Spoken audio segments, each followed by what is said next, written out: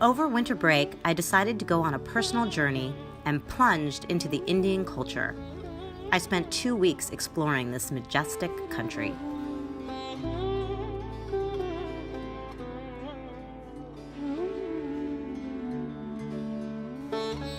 I decided to venture to India in order to open up my mind and spirit. I wanted to travel somewhere over the holidays and thought this would be an amazing experience to learn more about a culture and world outside of my own.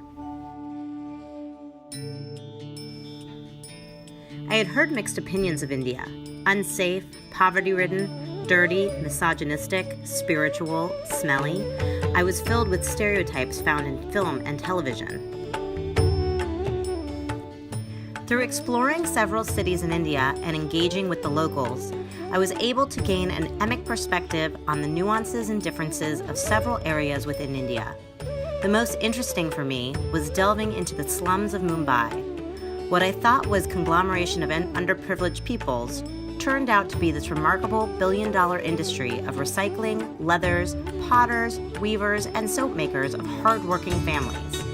Their lifestyle and family makeup of living 6 to a 10 by 10 room could not be understood until talking with people who grew up and continue to strive in that community.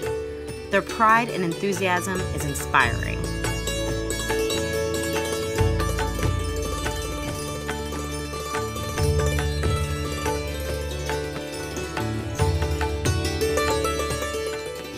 I was fearful that I would feel unsafe in the surroundings of India, that I would be followed by beggars and emotionally unable to handle the amount of death and poverty that I would be surrounded with.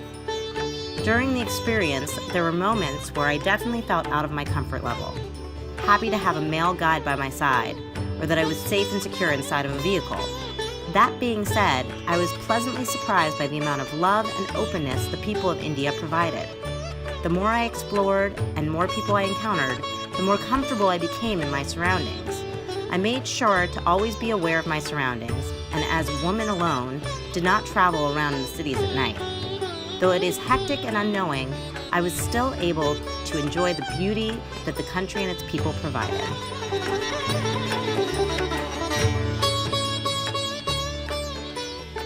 Due to the culture of India, the men saw me as inferior because I'm a woman. I felt this in the way men would interact with me, as well as the requirements held in regards to my attire or actions. I was also looked at as an outsider, a visitor and tourist to their country.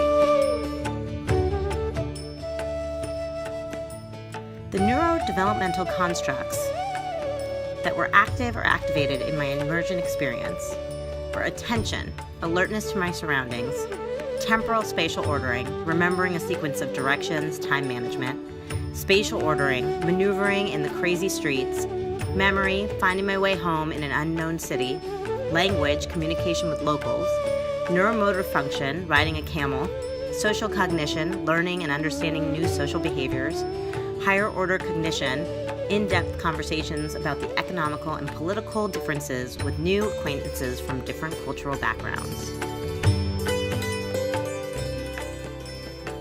I often immerse myself in different situations or cultures. This assignment provided me an opportunity to take the time and reflect. It allowed me to really appreciate the experience that I was a part of and take notice of how I changed along the journey. I think it's important to incorporate similar ideas into my future teaching in order for students to take a moment and understand how something they are learning or experiencing is actually affecting who they are, were, and will become.